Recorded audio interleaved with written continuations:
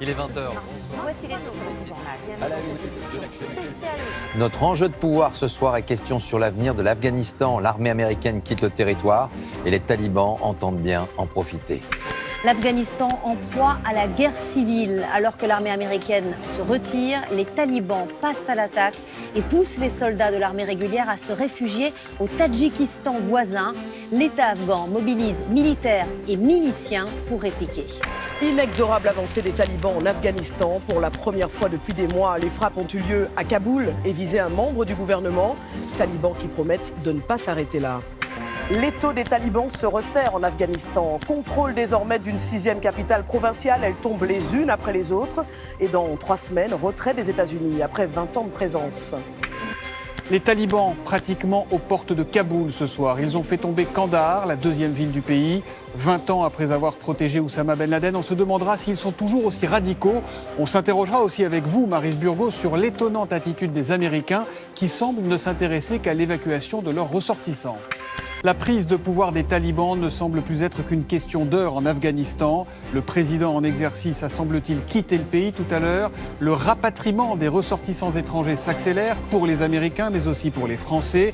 On en parlera d'ailleurs avec vous, Justine Veil, en direct du ministère des Affaires étrangères. Étienne Lénard, qui lui nous donnera des clés pour comprendre la situation ce soir. 24 heures après la prise de Kaboul par les talibans, Londres et Berlin dénoncent un cuisant échec de la communauté internationale, assourdissant silence des États-Unis, pourtant au cœur des critiques. En France, Emmanuel Macron s'exprime ce soir. Son allocution est à suivre dans quelques instants. Pendant ce temps, incroyable chaos à l'aéroport de Kaboul. Des Afghans effrayés qui tentent de fuir le pays au péril de leur vie. Certains allant jusqu'à courir après des avions sur le tarmac. La situation est catastrophique. 7 personnes au moins sont mortes. 41 personnes exfiltrées d'Afghanistan sont arrivées en fin d'après-midi à Paris. Première rotation d'un rapatriement qui pourrait devenir extrêmement sensible. Les talibans contrôlent désormais les accès à l'aéroport de Kaboul. 184 nouveaux ressortissants afghans arrivés aujourd'hui à Paris.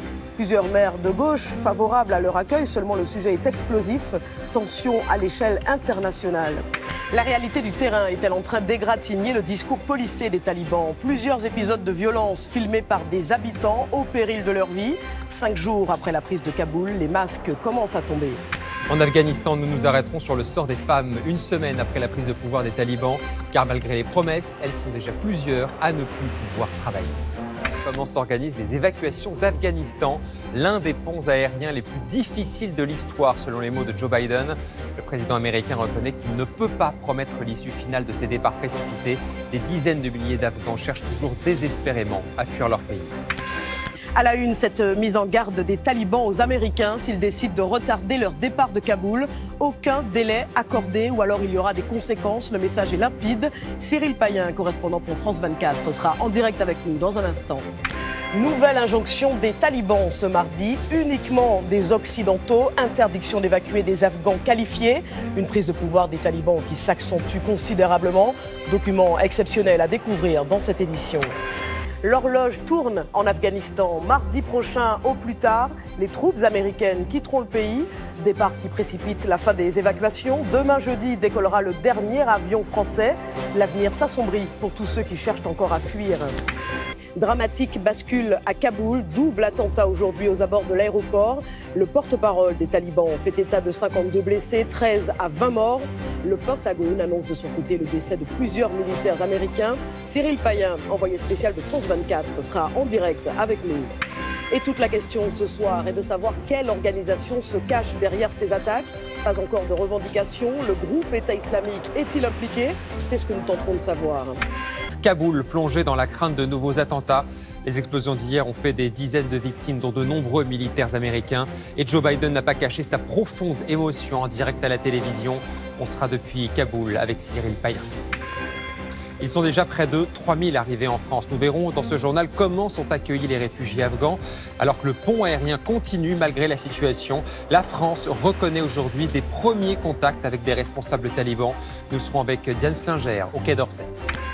Les dernières évacuations d'Afghanistan, elles sont officiellement terminées côté français depuis ce matin. Seuls les Américains restent sur place pour l'instant. Alors que les représailles ont commencé après l'attentat de jeudi, plusieurs cibles de Daesh ont été abattues, affirme le Pentagone. On trouvera Cyril Payen à Kaboul et Agnès Varamian à Washington. Nouvelle explosion à Kaboul cet après-midi. Il s'agirait notamment d'une tentative d'attentat déjouée par les forces américaines. De son côté, la France propose de faire de Kaboul une zone protégée pour évacuer les Afghans en danger. Les talibans ont déjà dit non. L'aéroport de Kaboul, désormais aux mains des talibans. Après 20 ans de présence, l'armée américaine, ça y est, a quitté le pays cette nuit. Le dernier avion est parti. On craint maintenant une nouvelle répression des islamistes. On retrouvera sur place Cyril Payen, l'un des rares Français encore présents. Les évacuations d'Afghanistan sont terminées, mais beaucoup d'Afghans entendent toujours fuir leur pays. Alors que l'Europe craint une vague migratoire, la Grèce se barricade. Nous irons à la frontière turque où un mur a été érigé. À la une ce soir, notre document au cœur du combat des femmes afghanes.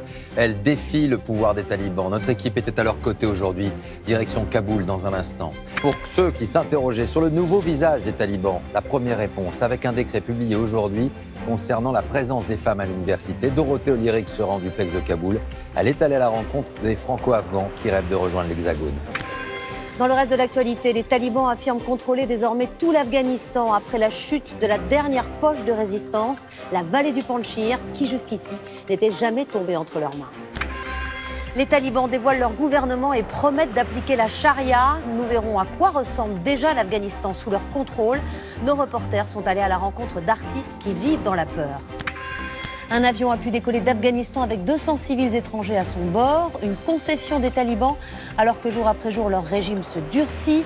Nos reporters ont pu suivre une patrouille chargée de faire régner l'ordre dans les rues de Kaboul. Et enfin, dans 13h15, retour sur 40 ans de conflit en Afghanistan, du commandant Massoud au chef taliban aujourd'hui au pouvoir. La dernière frappe américaine en Afghanistan a-t-elle été une bavure? Nos équipes sur place vous révèlent de nouveaux éléments. En Afghanistan, comment les habitants des villages, des provinces loin de Kaboul vivent l'avènement des talibans? Nos envoyés spéciaux ont recueilli leurs réactions entre inquiétude et résignation. Nous irons en Afghanistan où les talibans entendent appliquer la charia et pourchassent les juges. Nos envoyés spéciaux ont rencontré des magistrats qui se cachent. Belle soirée. Et à demain. France 2 à demain. Bonne soirée sur France 2, à demain. Retrouvez toute l'actualité en continu sur franceinfo.